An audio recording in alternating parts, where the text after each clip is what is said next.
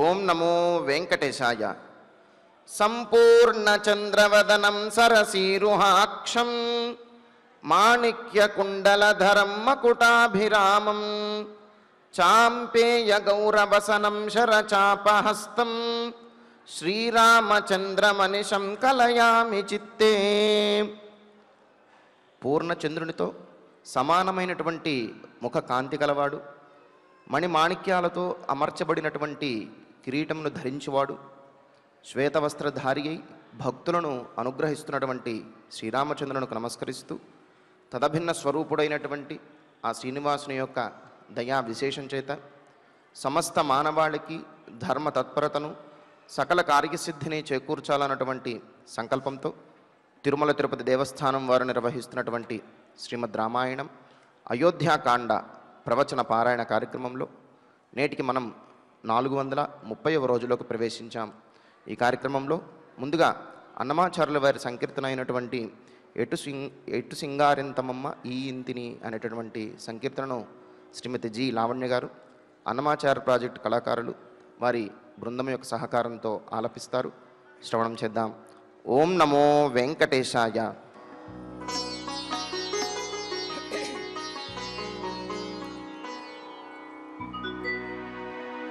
ఓం నమో వెంకటేశాయ.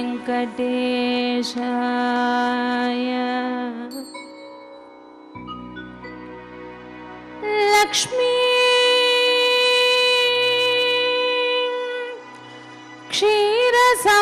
క్షీరసముద్రరాజ తనయా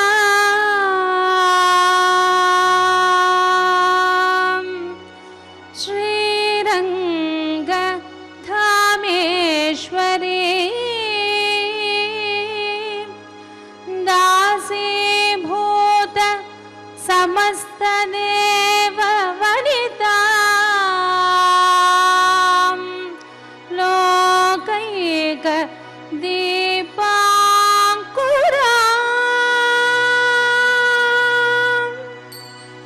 శ్రీమన్మద కటాక్ష లబ్ధ విభవత్ బ్రహ్మేంద్ర గంగా ధరా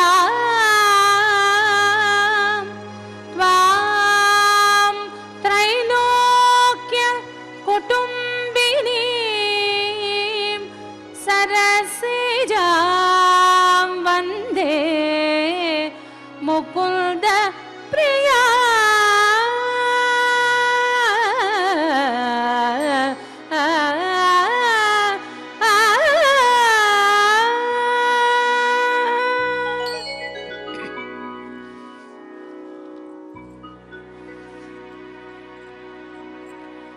ఎటు సింగారింతమమ్మ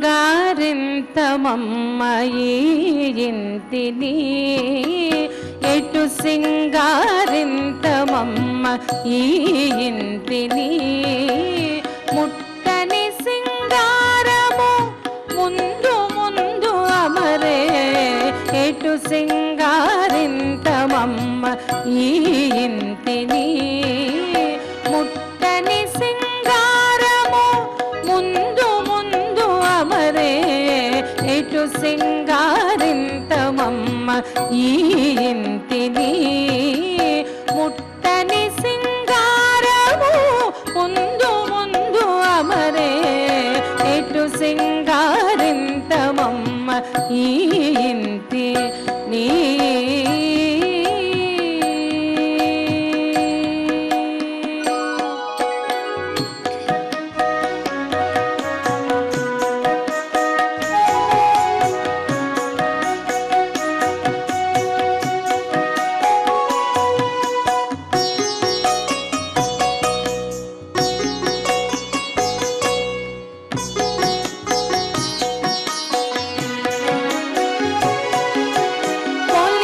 చంద్రవంక బొట్టు వెట్టబోయి సంది మలసే గోరొత్తు జోచి మాలిని నవ్వెను. పొలితి చంద్రవంక బొట్టు వెట్టబోయి సంది మలసే గోరొత్తు జోచి మాలిని నవ్వెను.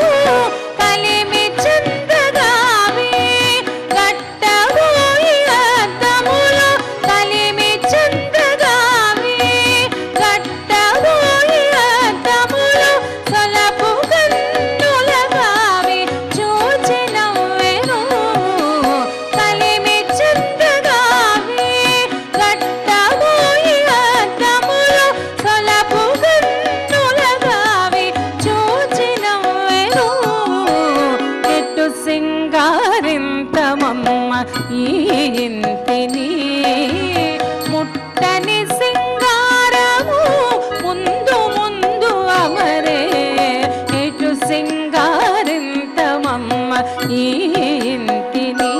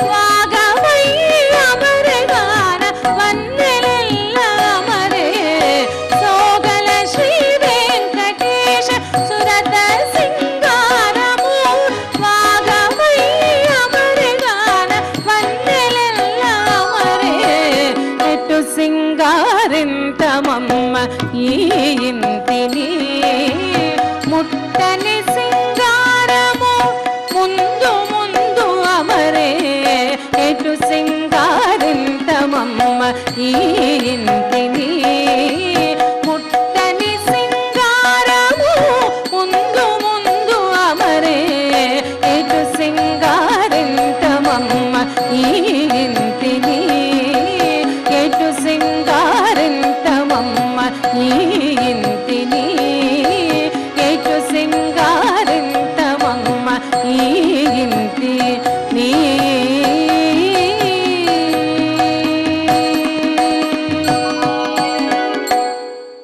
సంకీర్తనను ఎంతో చక్కగా శ్రవణం చేశాం. ఇక ఇప్పుడు శ్రీ గురు ధ్యానపూర్వకంగా సంకల్ప వాక్యాలను అందరము కలిసి పలుకుతూ ఈ కార్యక్రమాన్ని ప్రారంభం చేసుకుందాం. శ్రీ గురు ధ్యానం.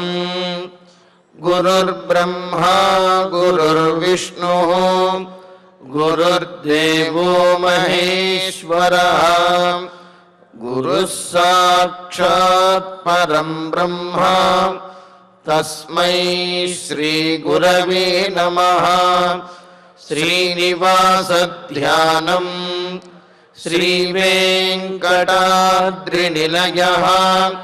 కమలాకాముకః పుమాన్ అభంగుర విభూతిర్నః తరంగయతు మంగళం. అథ సంకల్పః శ్రీమదాదివరాహ క్షేత్రే విరాజమానస్య శ్రీపద్మావతీ జానేః అఖిలాండకోటి బ్రహ్మాండ నాయకస్య శ్రీరామచంద్ర రూపాంతరస్య భగవతః శ్రీ వెంకటేశ్వర స్వామినః సన్నిధౌ హనుమత్ సీతా లక్ష్మణ భరత శత్రుఘ్న పరివార సమేత శ్రీరామచంద్ర పరబ్రహ్మణః పరిపూర్ణానుగ్రహేణ అస్మిన్ భువనే సమస్తాధివ్యాధీనాం నివారణార్థం భారతవర్షే విద్యా విత్త వాణిజ్య కృషి వైద్య వైజ్ఞానిక దేశరక్షణాదిరంగేషు తథా శ్రీధన్వంతరి మంత్రపారాయణం చ శాఖాం వందే వాల్మీకి కోకిలం శ్రీ ఆంజనేయ ప్రార్థనా మనోజవం మారుతతుల్యవేగం జితేంద్రియం బుద్ధిమతాం వరిష్టం వాతాత్మజం వానరయూధముఖ్యం శ్రీరామదూతం శిరసా నమామి. శ్రీరామాయణ ప్రార్థనా వాల్మీకి గిరి సంభూత రామసాగరగామిని పునాతి భువనం పుణ్యా రామాయణ మహానది.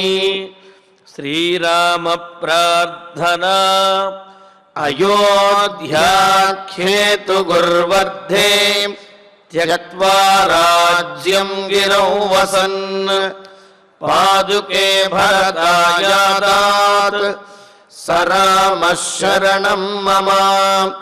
శ్రీరామచంద్ర పరబ్రహ్మణే నమః. అథ శ్రీమద్ రామాయణే ఆదికావ్యే అయోధ్యాకాండే అష్టపంచాశः సర్గः. శ్రీమన్నారాయణ చరణౌ శరణం ప్రపద్యే. శ్రీమతే నారాయణాయ నమః. శ్రీరామాయ నమః. సర్వలోక ప్రియం త్యక్త్వా సర్వలోకహితే రతం సర్వలోకోనురజ్యేత కథంత్వానేన కర్మణ.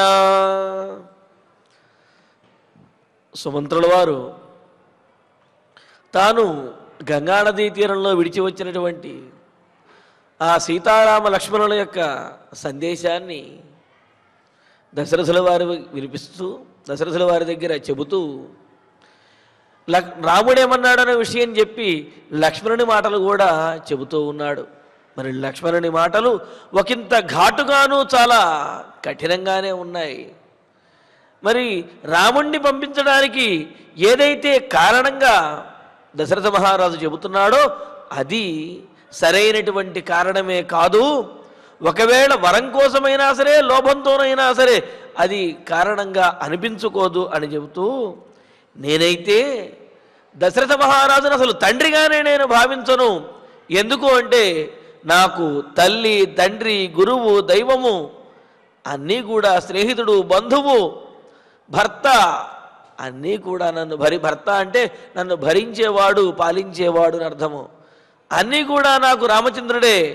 కావున నేను రాముణ్ణే నమ్ముకుని ఉన్నాను తప్ప దశరథ మహారాజుని తండ్రిగా కూడా నేను అంగీకరించలేను అని చెప్పి అన్నాడు. అయితే ఈ సందర్భంలో ఆ దశరథుని యందు లక్ష్మణస్వామికి ఉన్నటువంటి కోపము ఒకటి తెలుస్తూ ఉన్నది.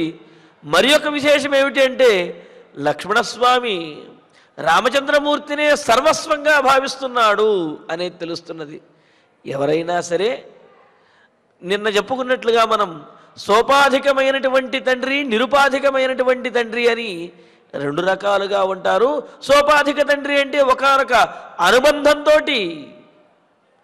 ప్రత్యక్షంగా మనకు కనిపిస్తున్నటువంటి అనుబంధంతో ఏర్పడినటువంటి తండ్రి కన్న తండ్రి సోపాధికమైనటువంటి తండ్రి అయితే, అటువంటి అనుబంధం కనిపించకుండా స్వతసిద్ధంగానే జీవులందరికీ కూడా తండ్రి అయినటువంటి వాడు, అందరినీ కూడా పోషించేటటువంటి వాడు పరమాత్మ భగవంతుడు. ఆయన నిరుపాధికమైనటువంటి తండ్రి అని, ఆయన శాశ్వతమైనటువంటి వాడు. అందుకే లక్ష్మణుడు అశాశ్వతమైనటువంటి సోపాధికమైనటువంటి దశరథుణ్ణి విడిచిపెట్టి శాశ్వతమైనటువంటి పరమాత్మ అయిన ఆ రామచంద్రమూర్తినే తనకు సర్వస్వంగా భావిస్తూ ఉన్నాడు అని. సహజంగా యోగులందరూ కూడా చేసేటటువంటి పనే ఇది అని కూడా మనం అనుకున్నాం.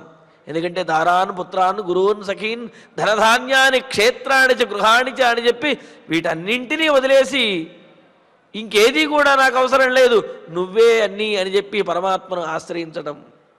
మరి వీటన్నింటినీ వదిలేయటం ఎలాగంటే, ఇవన్నీ కూడా పరమాత్మ అనుగ్రహంతో మనకు ప్రాప్తించినవి, పరమాత్మ యొక్క విభూతులు అని భావించి మనం అనువర్తించడమే తప్ప ఇవి శాశ్వతము అని అనుకోకూడదు అనేది అందులో ఉన్నటువంటి పరమార్థము అని అన్నారు.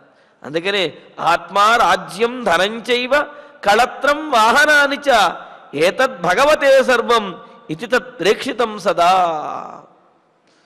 అనుభవిస్తున్నారు, ఆస్తిపాస్తులు కానివ్వండి, ఇంకా సుఖాలు కానివ్వండి, ఇవన్నీ అనుభవిస్తున్నారు అంటే ఇవన్నీ కూడా భగవదనుగ్రహంతో ప్రాప్తించినవి, భగవంతునికే సమర్పించవలసినవి అనే భావన ఏదైతే ఉన్నదో, ఇవి నావి కాదు, భగవదనుగ్రహంతో వచ్చినవనే భావన ఏదైతే ఉందో అది ముఖ్యము అని అన్నారు. భగవంతుని యొక్క చరణములను ఆశ్రయించే వారి యొక్క లక్షణము, శరణాగతి చేసే వారి యొక్క లక్షణము ఇదే అని చెప్పి చెబుతున్నారు. మరి ఈ విధంగా లక్ష్మణుని యొక్క భావన ఆయన యొక్క అంతరంగాన్ని బట్టి ఆలోచించిన, లేకపోతే లక్ష్మణుడు చెప్పినటువంటి యుక్తులను ఆ ఉపాయములను కారణములను బట్టి ఆలోచించిన లక్ష్మణుని మాటల్లో కూడా వాస్తవం అనేది మనకు కనిపిస్తూ ఉన్నది.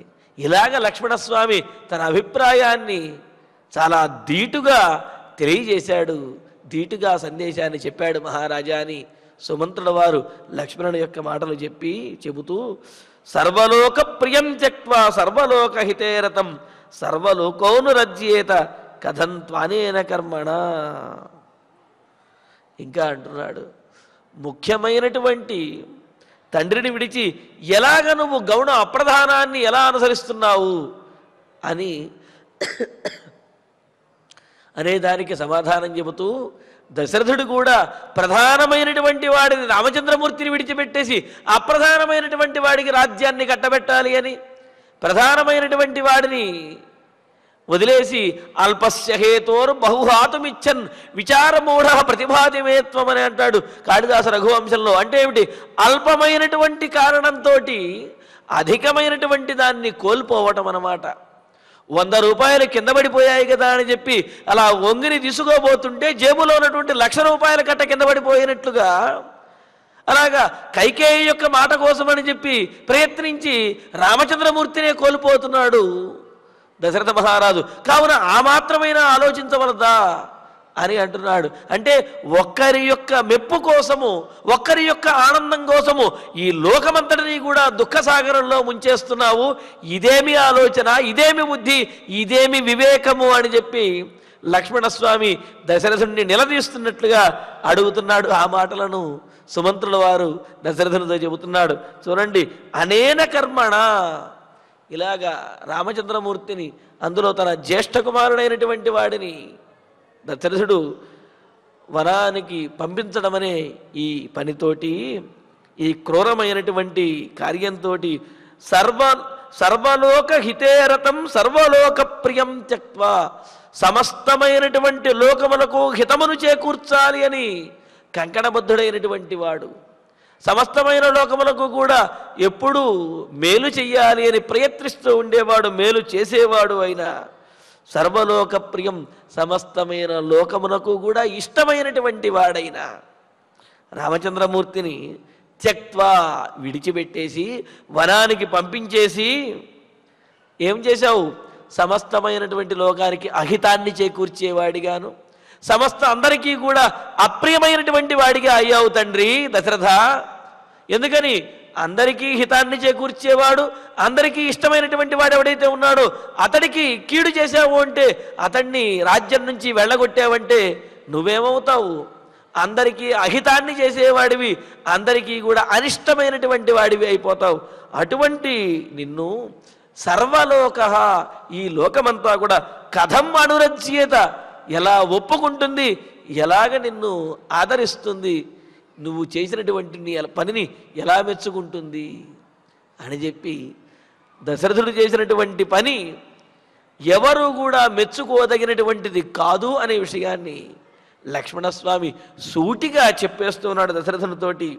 అయితే కథం అనురజ్యేత అని ఒక ప్రశ్నగా అడగటంలో, ఎలా మెచ్చుకుంటుందయ్యా అని అడగటంలో, అవి పైగా అనురజ్యేత అని చెప్పి ఏకవచనం ప్రయోగించడంలో ఉద్దేశ్యం ఏమిటి అంటే, ఒకవేళ ఎవరైనా ఒకళ్ళు మెచ్చుకునే వాళ్ళు ఉన్నారు, నువ్వు చేసినటువంటి పనిని సమర్థించే వాళ్ళు ఉన్నారు అంటే ఒకే ఒక్కడు ఉండవచ్చుడు, అతడు భరతుడు అయ్యి ఉండవచ్చును. ఎందుకు అంటే, రాముణ్ణి వనవాసానికి పంపించడం ద్వారా భరతుడికి మేలు కలిగింది కావున ఒక్క భరతుడు మాత్రము నువ్వు చేసినటువంటి పనికి మెచ్చుకోవచ్చునేమో, కానీ ఈ సమస్తమైనటువంటి లోకము కూడా ఏమాత్రము లోకంలో ఎవరూ కూడా నిన్ను మెచ్చుకోరు, నీవు చేసినటువంటి పనిని సమర్థించరు అని లక్ష్మణుడు అంటున్నాడు.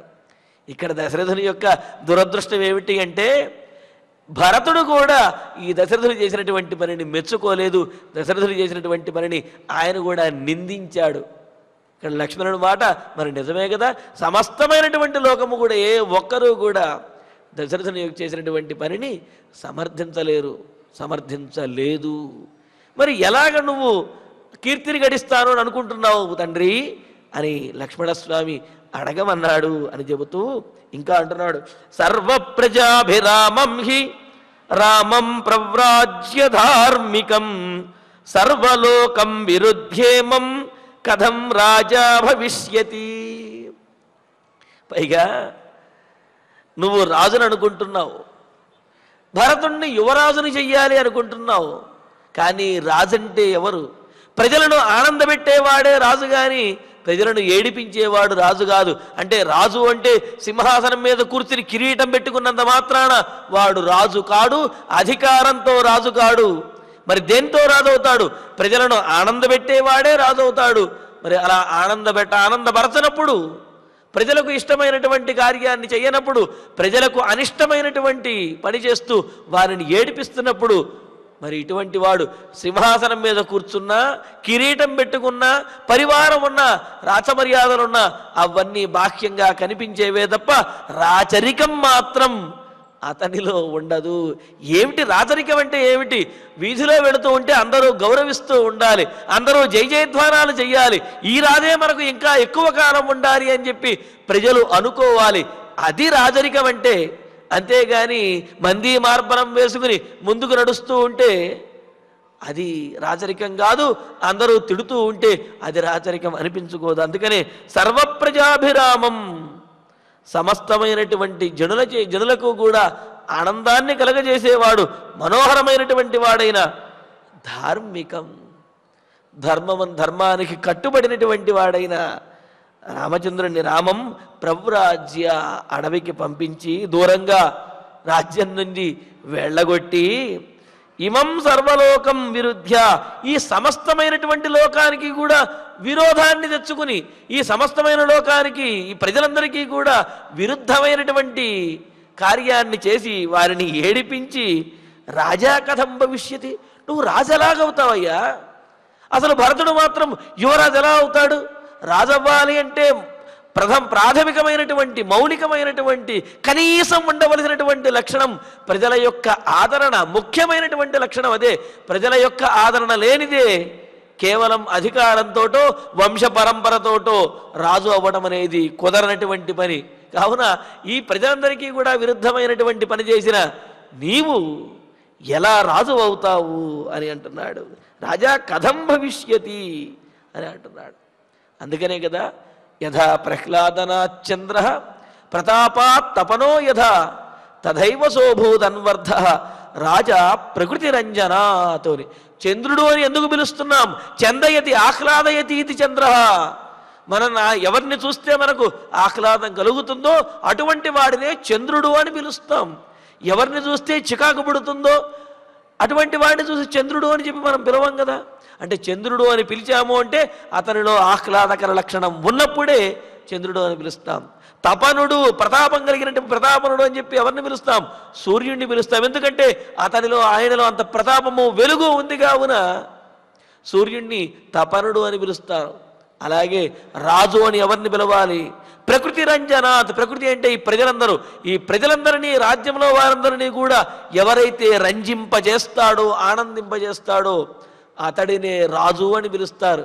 కానీ నీవు ప్రజలందరికీ కూడా విరుద్ధమైనటువంటి పని చేసి వారిని ఏడిపిస్తూ నువ్వు రాజులా అవుతాడు.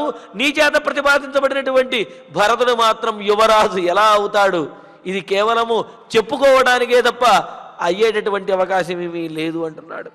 పైగా మనకు బ్రహ్మ వివర్త పురాణంలో చెబుతాడు, రాగి రాజసికం స్వర్గ్యం కురుతే కార్యరాగత రాగాంధ రాజసికాస్తేన రాజా ప్రకీర్తిత అని చెప్పి రాజు చేసేటటువంటి పనులతోటి ప్రజలందరూ కూడా రాజు మీద ఎంతో అనురాగంతో ఆదరంతో ఉండి రాజు కోసమని తమ ప్రాణములు ఇవ్వడానికి కూడా సిద్ధపడిపోతారు. చూసారా?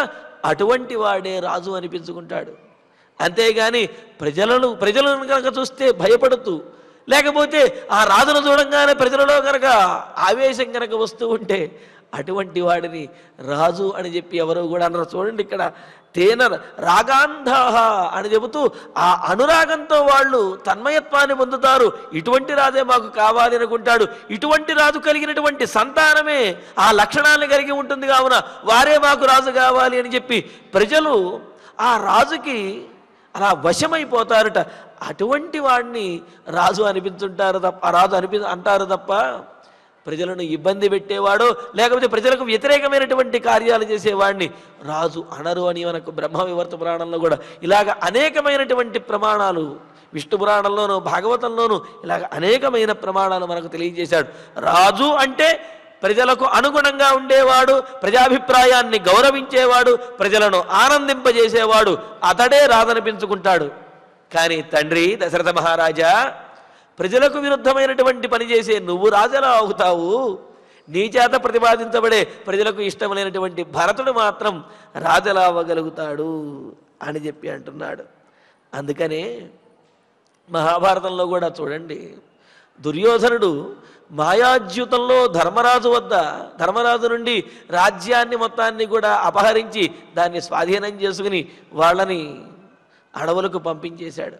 పంపించిన తర్వాత దుర్యోధనుడు రాజ్యాన్ని చాలా గొప్పగా పరిపాలిస్తాడు. ఎందుకు అంటే ధర్మరాజు మీద పాండవుల మీద ఉన్నటువంటి అభిమానం ప్రజలలో ఉన్నది.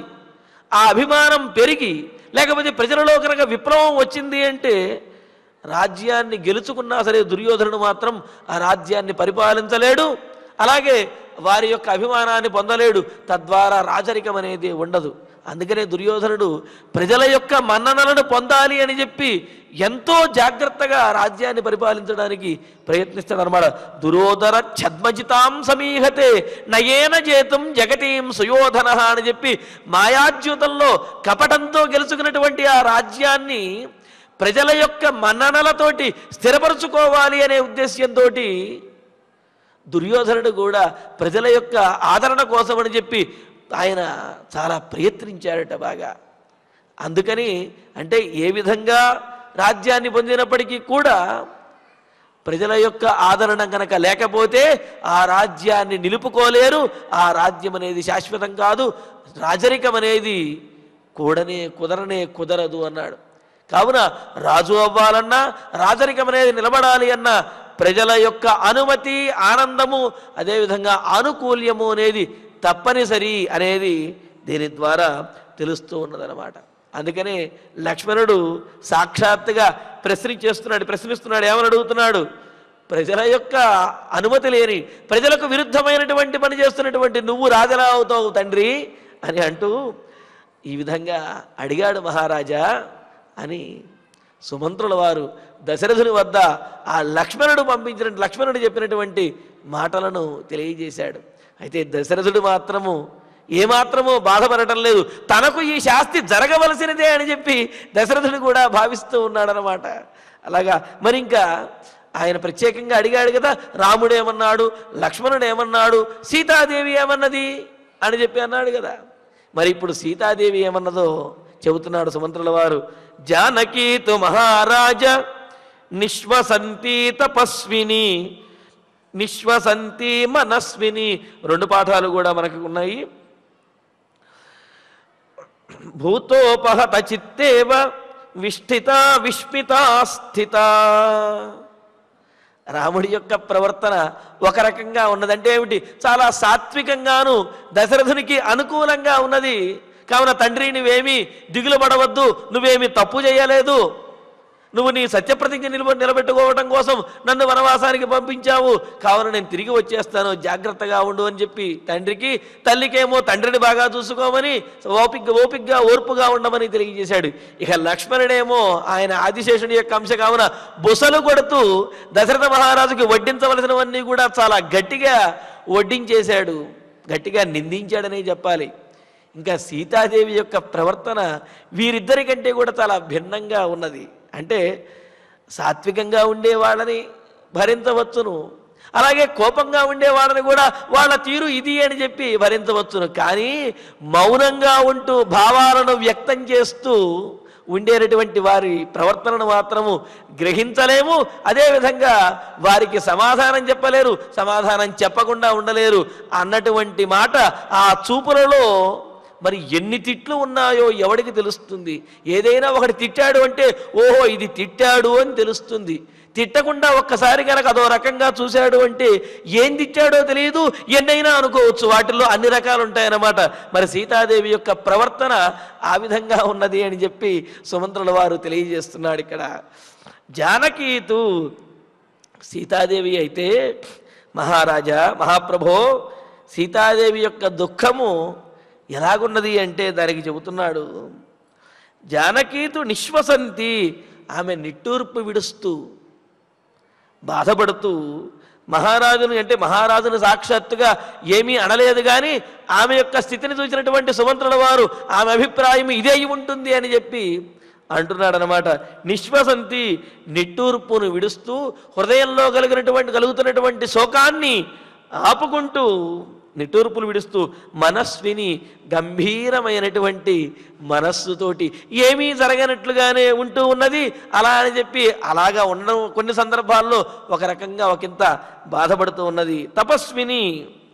తపస్విని అనే దానికి అర్థము ఒక ధ్యానంలో స్థిరమైనటువంటి మనస్సు కలిగి ఉన్నది అని ఒక అర్థం అయితే, దీనురాలై ఉన్నది అని చెప్పి రెండో అర్థం కూడా ఉన్నది. అంటే కొన్ని సందర్భాల్లోనేమో స్థిరమైనటువంటి మనస్సుతో ఉంటున్నది, మరికొన్ని సందర్భాలలో దీనమైనటువంటి స్థితిలో ఉంటూ ఉన్నది.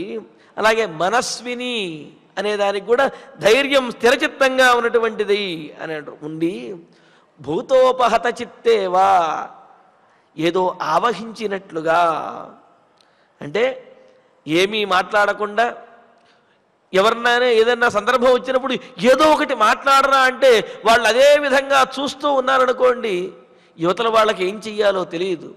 ఏదన్నా ఆవహించిందా నిన్ను, ఏదో ఒకటి మాట్లాడరా అన్నా సరే అలాగా వాళ్ళ ముఖంలో ఉన్నటువంటి భావం కనిపించకుండా అలాగే చూస్తూ ఉన్నారంటే ఈ అడిగే వాళ్ళకి కాలుతూ ఉంటుంది తప్ప వారి నుండి ఏ సమాధానమో కూడా రాదనమాట.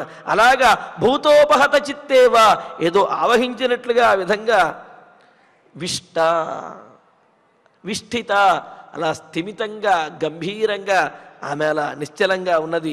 విస్మిత, కొన్ని సందర్భాలలో ఆశ్చర్యాన్ని పొందుతూ ఉన్నది. ఎందుకని, రామచంద్రమూర్తిని చూస్తూ ఇటువంటి పురుషోత్తముడికా ఈ విధమైనటువంటి కష్టములు వచ్చాయి, ఇటువంటి వాడిని ఆ వనవాసానికి పంపింది, ఇటువంటి వాడికా ఇటువంటి కష్టాలు అని చెప్పి ఆమె ఆశ్చర్యపోతూ ఉన్నది.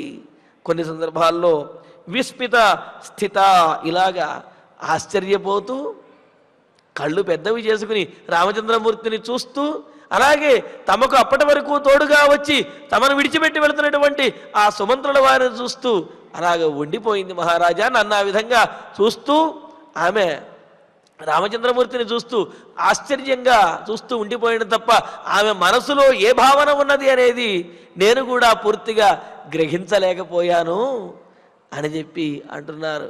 అందుకనే అంటారు కదా, స్త్రీణాంచ చిత్తం పురుషస్య భాగ్యం దేవో నజానాతి కుతో మనుష్య అని చెప్పి స్త్రీల యొక్క మనస్సులో ఉన్నటువంటి ఆలోచన, పురుషుని యొక్క భాగ్యము కూడా భగవంతుడు కూడా తెలుసుకోలేడు, సామాన్యమైనటువంటి మానవుడు ఎవరు తెలుసుకోగలడు అని చెప్పి.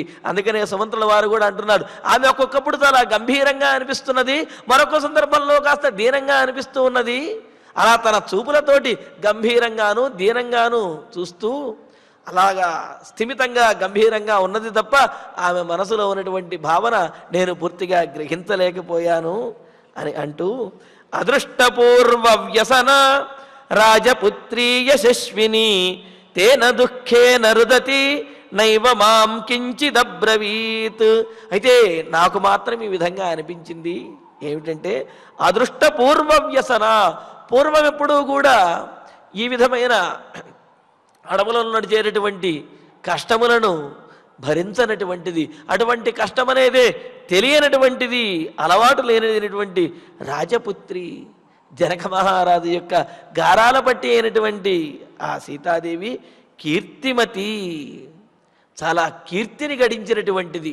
ఎందుకు కీర్తిని గడించింది అంటే, తన భర్తను వనవాసానికి పంపిస్తున్నప్పటికీ కూడా దశరథ మహారాజుని కానీ కౌసల్యాదేవిని కానీ అసలు దీనంతటికీ కారణమైనటువంటి కైకేయీదేవిని కానీ ఒక్క పొల్లుబాట కూడా అనలేదు, ఎవరిని కూడా నిందించలేదు. అందువలన ఆమె కీర్తిమతి. నోరు జారటం కంటే కూడా నోరు అదుపులో ఉంచుకోవటంలోనే కీర్తి అనేది ఉంటుంది. అవతలి వారి యొక్క అభిమానాన్ని పొందగలుగుతారు. కావున ఇక్కడ కీర్తిమతి, ఎవరిని కూడా కష్టకాలంలో కూడా ఎవరిని నిందించినటువంటిదైన గొప్ప యశస్సును కలిగినటువంటి ఆ సీతాదేవి తేన దుఃఖేన, ఆ వనవాస దుఃఖంతో తన భర్తకు, తన ఉత్తముడైనటువంటి తన భర్తకు ఈ విధంగా వనవాసం చేయవలసి వచ్చిందే, మహారాజుగా ఉండవలసినటువంటి వాడు దుఃఖములకు ఏమాత్రము కూడా యోగ్యము కానటువంటి వాడు, సుఖంగా ఉండవలసినటువంటి తన భర్త ఈ విధంగా కష్టపడుతున్నాడు అని ఆ దుఃఖాన్ని చూడటంతో కలిగిన బాధతోటి రుదతి, తాను బాధపడుతున్నది, తాను కుమిలిపోతున్నటువంటిదై మాం కించితపి నైవా బ్రవీత్, ఆమె ఏడుస్తూ నాతోటి ఒక్క మాట కూడా మాట్లాడలేదు మహారాజా. ఆ విధంగా ఆమె చూస్తూ బాధపడుతూ ఉండిపోయింది. ఆ బాధకు కారణము తన భర్తకు కలిగినటువంటి కష్టమే అని చెప్పి అని ఈ విధంగా సీతాదేవి చూస్తూ బాధపడుతూ ఉండిపోయింది. ఏమీ నాతో కూడా ఒక్క మాట కూడా చెప్పలేదు అని చెప్పి సుమంత్రుల వారు దశరథునితో చెబుతూ, ఉద్వీక్షమాణా భర్తారం ముఖేన పరిశుష్యత ముమోచ సహసా బాష్పం మాం ప్రయాంతముదీక్ష్యస. భర్తారం ఉద్వీక్ష్యమాణ, ఆ గంగానదిలో వారలా పడవలో వెళుతూ ఉంటే సుమంత్రుల వారేమో ఆ ఒడ్డున నుంచుని వారి కేసు చూస్తూ ఉండేటప్పటికీ సుమంత్రుణ్ణి విడిచి వెళ్లే సందర్భంలో కూడా ఆయనతో ఉన్నటువంటి అనుబంధంతో వారికి బాధ కలిగిందిట. రాముని యొక్క కళ్ళలో కూడా నీళ్లు తిరిగాయి. అలాగా తన భర్త అయినటువంటి రామచంద్రమూర్తి యొక్క కన్నులలో ఉన్నటువంటి నీళ్లను చూచేటప్పటికీ సీతాదేవికి కూడా దుఃఖం ఆగలేదు. అలాగా భర్తారం ఉద్వీక్షమాణ, కన్నీళ్లతో నిండినటువంటి కన్నులతో ఉన్న రామచంద్రమూర్తిని చూచి పరిశుష్యత ముఖేనస, మాడిపోతున్నటువంటి పాలిపోతున్నటువంటి ముఖంతో, అంటే ఏమిటి, తన భర్తను ఎప్పుడూ ధైర్యంగా ఆనందంగా ఉన్నప్పుడు చూడటమే ఆమెకు అలవాటు తప్ప తన భర్త కళ్ళలో కన్నీళ్లు చూస్తే సీతాదేవికి బాధ అనేది ఆగదు. దాంతో సీతాదేవి ముఖంలో కూడా మార్పులు అంటే ఏమిటి, ఆమె ముఖంలో కూడా ఈ విధంగా రాముణ్ణి చూచేటప్పటికి బాధ అనేది, కష్టం అనేది ఆమె ముఖంలో కూడా ప్రస్ఫుటమవుతూ ఉన్నది. అలాగా పరిశుష్యత ముఖేన, వాడిపోతున్నటువంటి రాముణ్ణి చూచి, రాముడి ముఖాన్ని చూచి వాడిపోతున్నటువంటి ముఖంతో ఉన్న ఆ సీతాదేవి ప్రయాంతం మాం ఉద్వీక్ష్య, అలాగా నన్ను చూచి వాళ్ళని విడిచి వచ్చేస్తున్నటువంటి నన్ను చూచి సుమంత్రుడు అంటున్నారనమాట, నన్ను చూచి సహసా బాష్పమ్మోచ, ఆమె కూడా వెంటనే కన్నీరు విడిచింది, ఆమె కళ్ళలో కూడా కన్నీళ్లు తిరిగాయి అని అంటున్నాడు. అలాగా ఆ సీతారామ లక్ష్మణుని విడిచి సుమంత్రుల వారు విడిచి వస్తున్నప్పుడు, అలాగే సుమంత్రుల వారిని విడిచి ఆ సీతారామ లక్ష్మణులు వెడుతున్నప్పుడు రాముని కళ్ళలో నీళ్లు తిరిగాయి. అది చూసినటువంటి సీతాదేవి కళ్ళలో కూడా నీళ్లు నిండాయి. అలా కన్నీళ్లతో కూడినటువంటి ఆ ముఖముతో ఆ కన్నులతోటి నన్ను ఆ విధంగా చూచింది మహారాజా అని సీతాదేవి యొక్క స్థితిని దశరథ మహారాజుకి ఈ విధంగా తెలియజేస్తూ, తదైవ రామోశ్రుముఖ కృతాంజలి స్థితో భవల్లక్ష్మణ బాహుపాలిత తదైవ సీతారుదతీ తపస్విని నిరీక్షతే రాజపథం తథైవ మాం. ఇందులో రెండు విశేషాలు. ఒకటి, సుమంత్రుల వారిని విడిచిపెట్టేస్తున్నాము అనే బాధ సీతారాముల యందు ఉంటుంది. మరొకటి, మరి అప్పటి వరకు రథంలో వచ్చారు, ఇక నుంచి కూడా ఆ అడవిలో కాళ్ళతోటి నడుచుకుంటూ వెళ్ళాలి.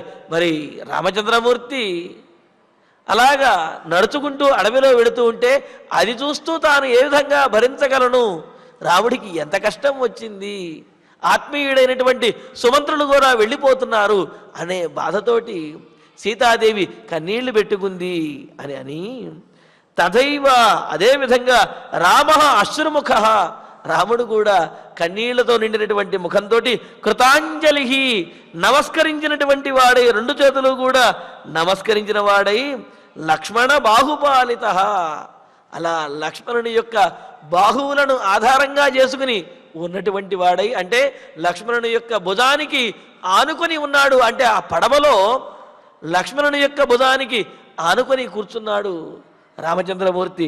అందుకని లక్ష్మణుని యొక్క భుజాన్నే ఆధారంగా చేసుకుని ఉన్నటువంటి శ్రీరాముడు, లేకపోతే లక్ష్మణుడే తన అన్నగారి ఈ బాధతోటి ఎక్కడ ఒరుగుతారో అన్నట్టుగా లక్ష్మణుడే తన భుజముతోటి అన్నగారికి ఆధారంగా ఉన్నాడనమాట.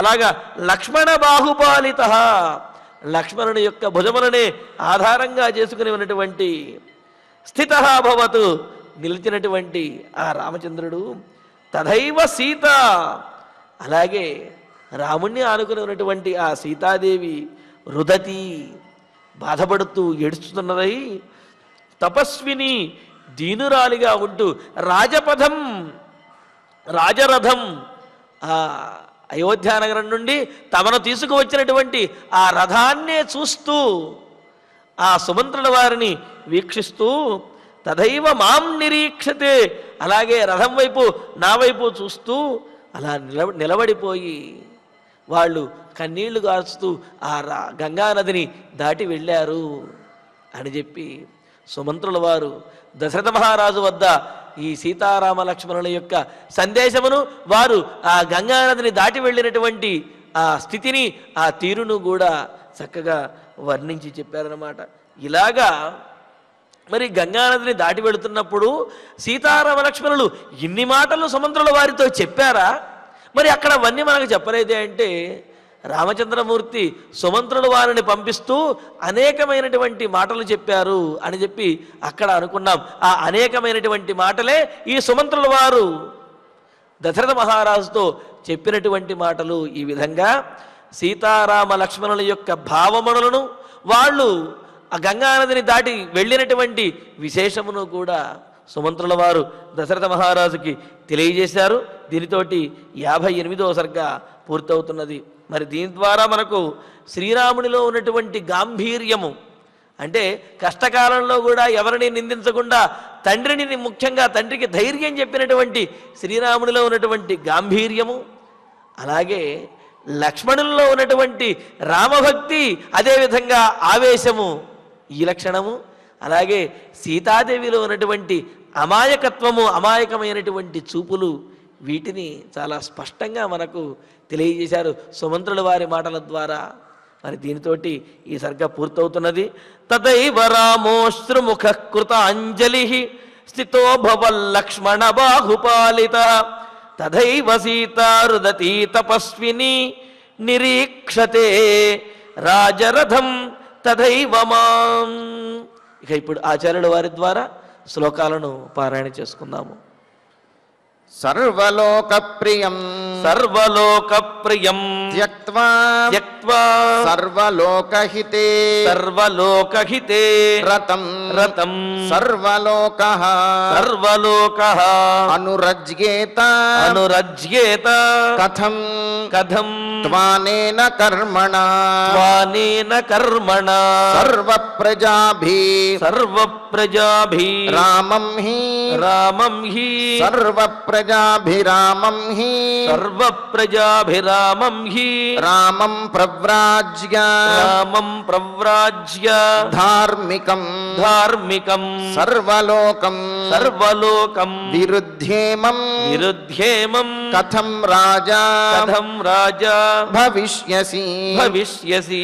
జానకీతు జానకీతు మహారాజా మహారాజా నిశ్వసంతి నిశ్వసంతి మనస్విని మనస్విని భూతోపహత భూతోపహత చిత్తేవ చిత్తేవ భూతోపహత చిత్తేవ భూతోపహత చిత్తేవ విష్ఠిత విష్ఠిత విస్మితా స్థిత విస్మితా స్థిత అదృష్టపూర్వ అదృష్టపూర్వ వ్యసన వ్యసన అదృష్టపూర్వ వ్యసన అదృష్టపూర్వ వ్యసన రాజపుత్రీ రాజపుత్రీ యశస్విని యశస్విని తేన దుఃఖేన తేన దుఃఖేన రుదతి రుదతి నైవ మాం నైవ మాం కించిదబ్రవీత్ కించిదబ్రవీత్ ద్వీక్ష్యమాణా వీక్షమాణ భర్తారం భర్తారం ముఖేన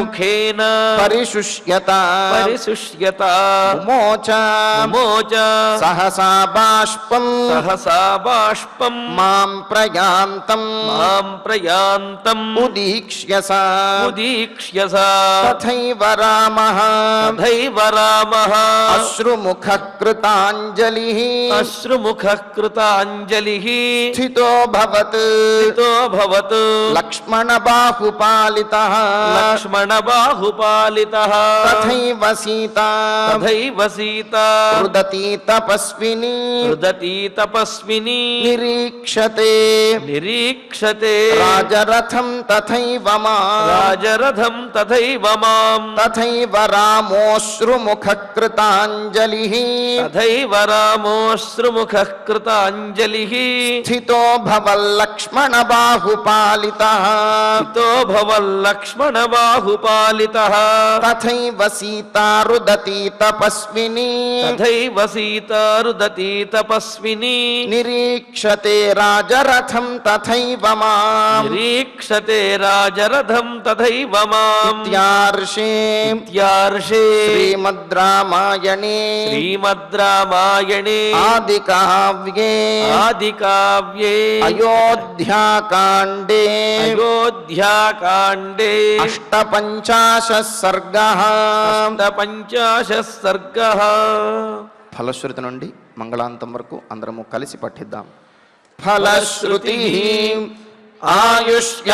ఆయుష్యమారోగ్యకరం యశస్యం సౌభ్రాతృకం బుద్ధికరం సుఖం చ శ్రోతవ్యమేతన్నియమేన సద్భిః ఆఖ్యానమోజస్కరమృద్ధికామైః శ్రీరామచంద్ర పరబ్రహ్మణే నమః.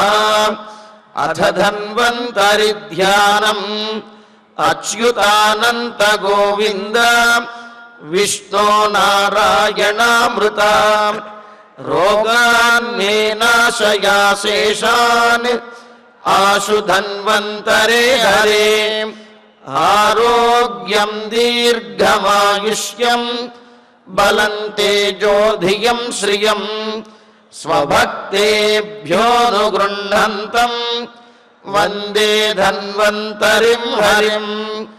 ధన్వంతరేరిమం శ్లోకం భక్త్యా నిత్యం పఠంతి యే అనారోగ్యం న తేషాం స్యాత్ సుఖం జీవంతి తే చిరం.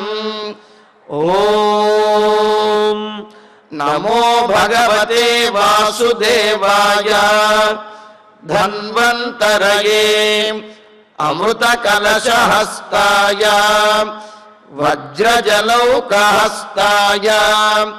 సర్వామయ వినాశనాయ త్రైలోక్యనాథాయ మహావిష్ణవే స్వాహా.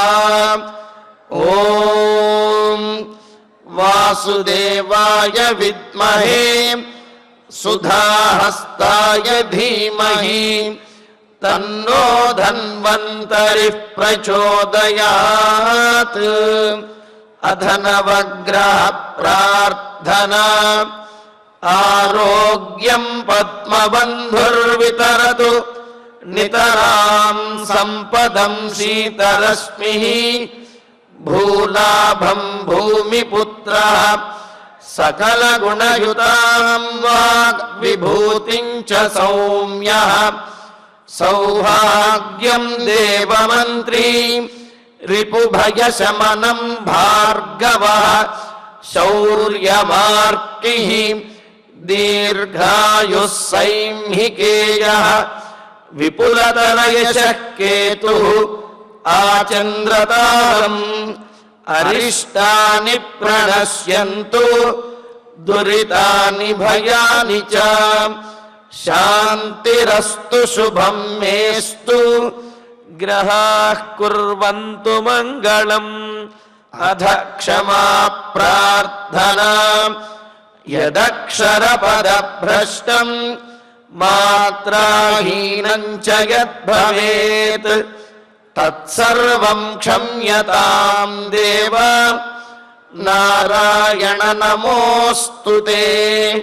అథ భగవత్ సమర్పణం కాయేన వాచా మనసేంద్రియైర్వా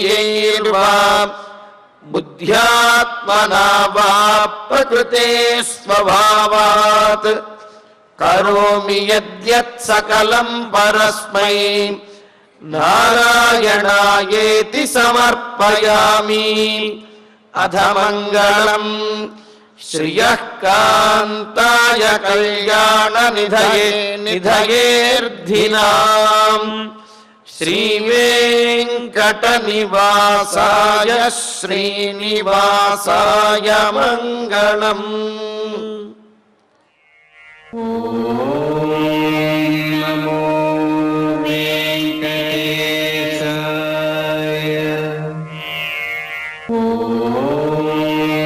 నమో వెంకటేశాయ.